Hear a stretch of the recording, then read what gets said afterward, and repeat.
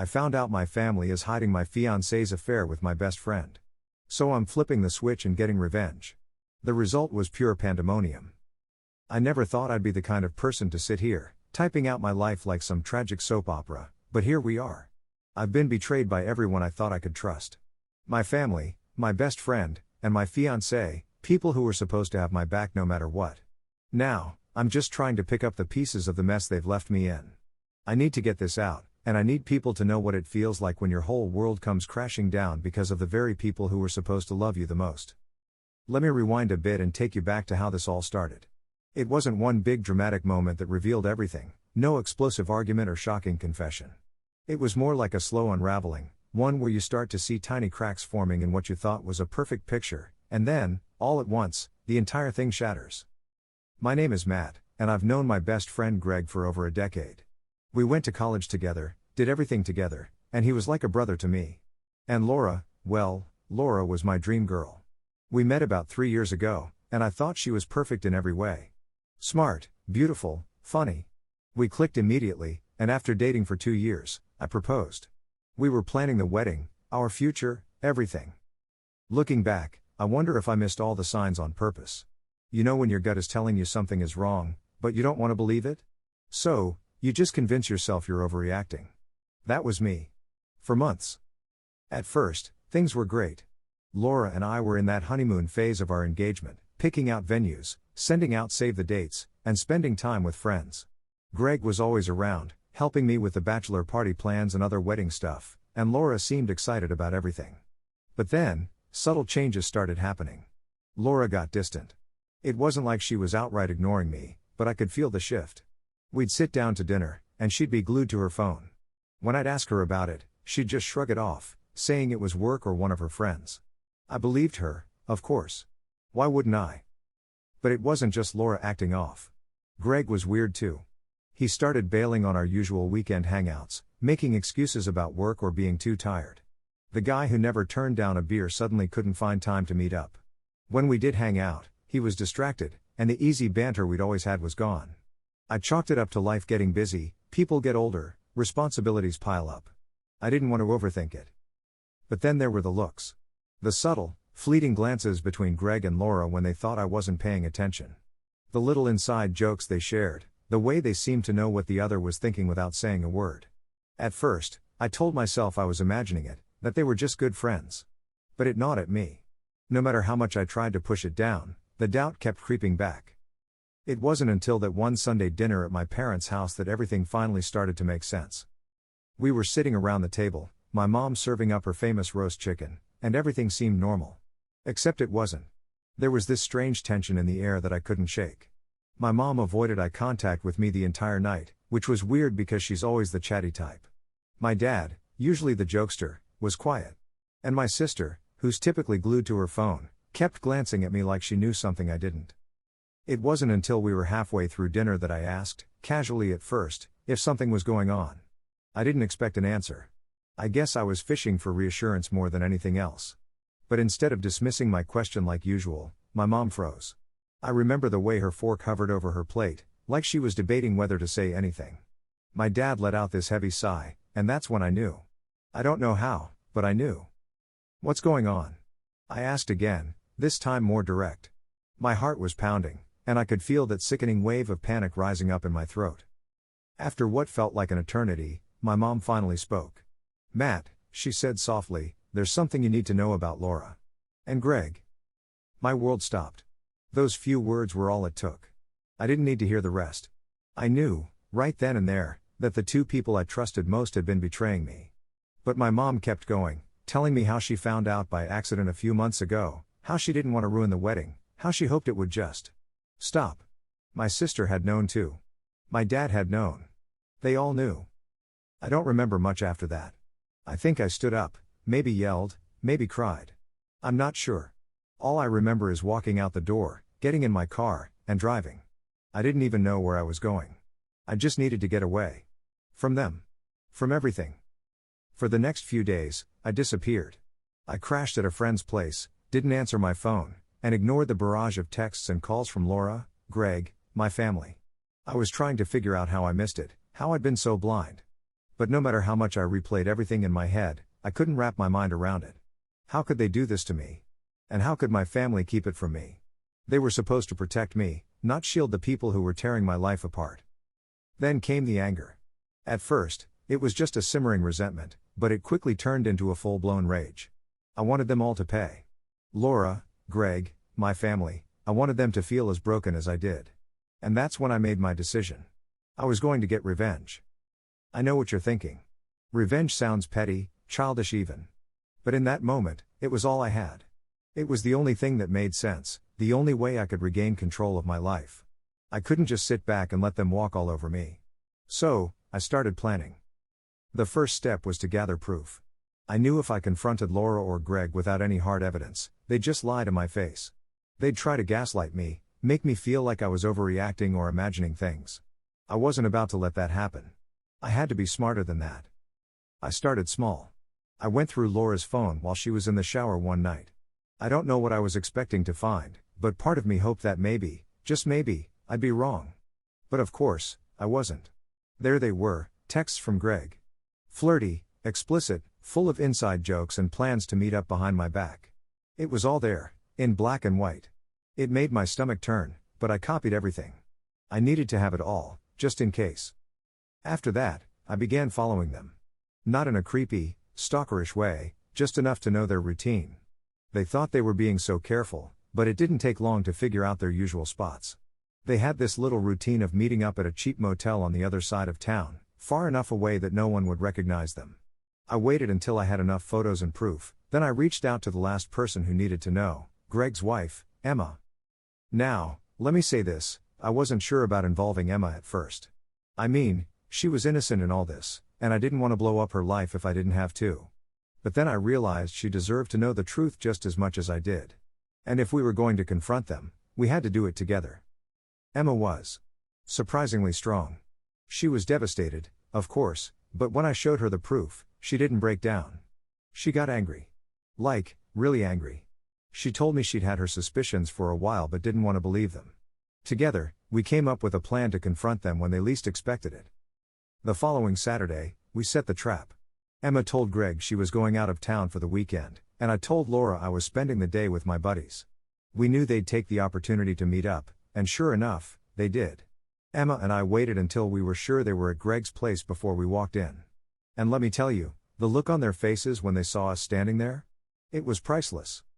Greg was completely speechless.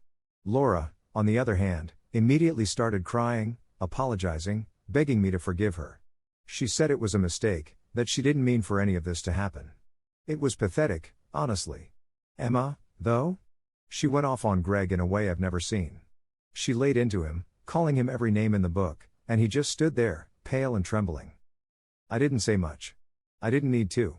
I had all the evidence, and I made sure they knew it. I pulled out my phone and showed them the texts, the photos, the proof of their little motel meetings. Their faces went from guilty to horrified in seconds. They knew they were screwed.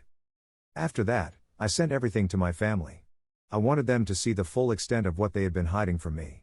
I wanted them to feel the weight of their betrayal, to understand that this wasn't something I could just forgive and forget. They had chosen to protect Laura and Greg instead of protecting me, and they needed to know how deeply that cut. At first, I thought confronting them would give me closure, that it would make me feel better. But it didn't. Not right away, at least. If anything, it left me feeling emptier than before. The truth was out, but I still had to deal with the wreckage. Emma filed for divorce the next day, and I called off the wedding. It was brutal, but it was the right thing to do. There was no saving any of these relationships, and I knew I had to move on. As for Greg, I cut him out of my life completely. He tried to reach out a few times, but I blocked his number. Same with Laura. I didn't want to hear their excuses or apologies. It was over. But the real kicker?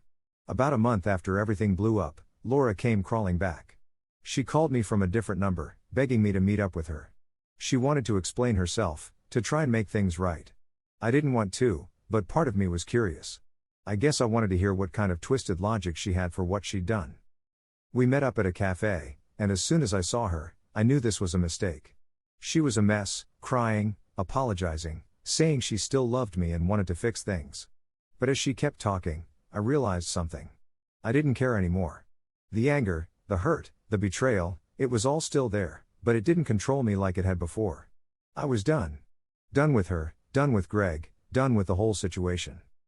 I stood up in the middle of her rambling apology, told her we were over for good, and walked out. And just like that, I felt free.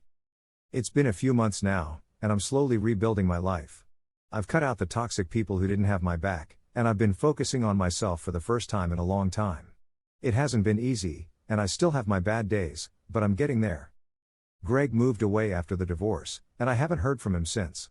Laura's tried to reach out a few more times, but I blocked her on everything. My family? Well, things are still rocky there. They've apologized, sure, but I don't know if I'll ever be able to trust them the way I used to. Maybe with time, but for now, I'm keeping my distance. If there's one thing I've learned from all of this, it's that people aren't always who you think they are. The ones closest to you can betray you in ways you never imagined, but that doesn't mean you have to let it break you. You can take control, even in the midst of the chaos, and come out stronger on the other side. The aftermath was chaotic, pure pandemonium, but I survived it. And that's what matters. I never thought I'd be writing this final update, but here I am, months removed from the chaos, trying to make sense of it all. To say things have changed is an understatement. My life is different in almost every way, and while I wouldn't say I've fully healed, because healing from this kind of betrayal takes time, I'm definitely in a better place. More than that, I've learned things about myself, about relationships, and about what truly matters in life. This is going to be long, but for those who've been following my story, I owe it to you to give you the full picture of what happened after everything went down. To start, let me just say that things didn't magically get better overnight. After the confrontation with Laura and Greg, I thought I'd feel relief. I thought exposing their affair and cutting them out of my life would bring me some kind of closure. But instead, I was left with this strange, hollow feeling. Yes, I had my revenge in the sense that they were caught, and yes, I called off the wedding and cut them out of my life. But when the dust settled, I was still left standing in the wreckage, trying to figure out how to move forward. The weeks following the confrontation were some of the hardest of my life. I had to move out of the apartment I shared with Laura because I couldn't stand being in the place we had once called home together. Every corner, every piece of furniture, every little knickknack reminded me of what I thought my life was going to be. So, I packed up my things and left. Luckily, a friend of mine offered me his spare room for as long as I needed it. Shout out to real friends, because honestly, if it weren't for him, I don't know where I would have ended up. That first month was the darkest. I felt like I was living in a fog, just going through the motions. I would get up, go to work, come home, and sit in silence.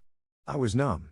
There were nights where I'd lie in bed, replaying everything in my head, wondering how I had missed it, how the people I loved and trusted could betray me so deeply.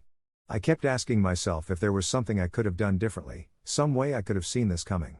But that line of thinking didn't lead anywhere productive. It was just self-punishment. My family, on the other hand, didn't make things easier. They kept reaching out, apologizing, begging me to forgive them. I get it, they felt guilty, and they wanted to make amends. But at the time, I wasn't ready to let them back in. I needed space. Every time I saw their names pop up on my phone, it just reminded me of how they'd kept the affair from me, how they chose to protect Laura and Greg instead of me. I wasn't ready to deal with that, so I kept my distance. In the middle of all this, I got a message from Laura. I don't know why, but it didn't surprise me. I think part of me expected her to try and reach out after everything blew up. She wanted to meet, to talk, to explain herself. I'd already blocked her on my phone, so she found another way to get in touch, using a mutual friend's number. At first, I was going to ignore it, but then I thought about it. Maybe hearing her out would give me the closure I needed. Maybe, after everything, I needed to face her one last time, just to say what I needed to say. So, against my better judgment, I agreed to meet her. I told her we could grab a coffee at a cafe, somewhere neutral where I could leave whenever I wanted. I went into that meeting expecting nothing, no apologies, no explanations would ever undo what she'd done, but I was curious about what she had to say. Maybe some part of me wanted her to grovel, to see her regret her choices in person. Maybe I just needed confirmation that I was making the right decision by walking away for good. We met at a small cafe near my friend's place.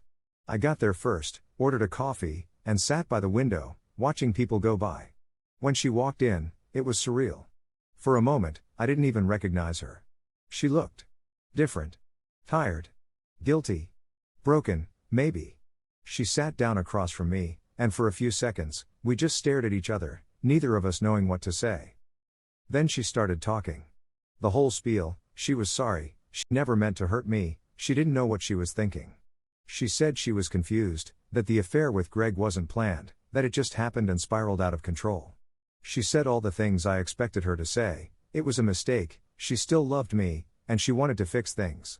As she talked, I sat there, feeling nothing. No anger.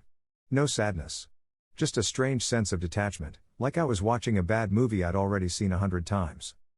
When she was done, she looked at me, waiting for a response. I took a deep breath and told her, calmly, that there was no fixing this. That no matter what her reasons were, no matter how much she apologized, I could never trust her again. I told her that she hadn't just broken my heart, she had shattered the foundation of our relationship, and there was no way to rebuild it. I stood up, told her goodbye, and walked out. I didn't look back. And for the first time since everything happened, I felt a tiny bit of relief. It wasn't full closure, but it was a step. I'd finally let go of the part of me that had been holding on to the hope that things could be different. They couldn't. And that was okay. After that meeting, I started focusing on myself. I threw myself into work, started going to the gym more, and reconnected with old friends I'd neglected during my relationship with Laura. I began seeing a therapist, which, if I'm being honest, was probably the best decision I've made in this entire process. I hadn't realized how much I needed to talk to someone who wasn't emotionally invested in my situation, someone who could help me process my feelings without judgment. Therapy helped me understand that the betrayal wasn't my fault, and it wasn't something I could have prevented. It was a choice that Laura and Greg made, and it reflected their lack of integrity, not mine. Speaking of Greg, there's not much to update there. After I confronted him with Emma, he basically disappeared. From what I heard, he moved out of town after the divorce, and I haven't heard from him since. Honestly, I'm okay with that. There's nothing left to say between us. His betrayal cut just as deep as Laura's, if not deeper, but at this point, I've made peace with the fact that he's out of my life for good. I don't need closure from him, and I don't need to hear his excuses. The guy I once considered a brother turned out to be a snake, and that's all there is to it. Now, for the part I know some of you are wondering about, my family. It took a long time, but I finally started talking to them again. For months, I couldn't bring myself to answer their calls or respond to their messages. I was too angry, too hurt. But eventually, after a lot of therapy and soul-searching, I realized that holding on to that anger wasn't helping me. It was just keeping me stuck in the past. So, I reached out to them, one by one. The conversations were hard. My mom cried. My dad apologized, saying he thought he was protecting me. My sister was the most honest, admitting that she didn't know how to handle the situation and was scared of making things worse. They all expressed their guilt and regret for keeping the affair from me, and while I'm still not fully over it, I've started to forgive them. It's not an easy process, but I'm working on it. Family is complicated, and while their betrayal hurt deeply, they're still my family.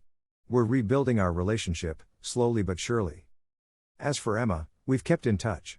After everything happened, she and I became closer, sharing our experiences of betrayal and helping each other navigate the fallout.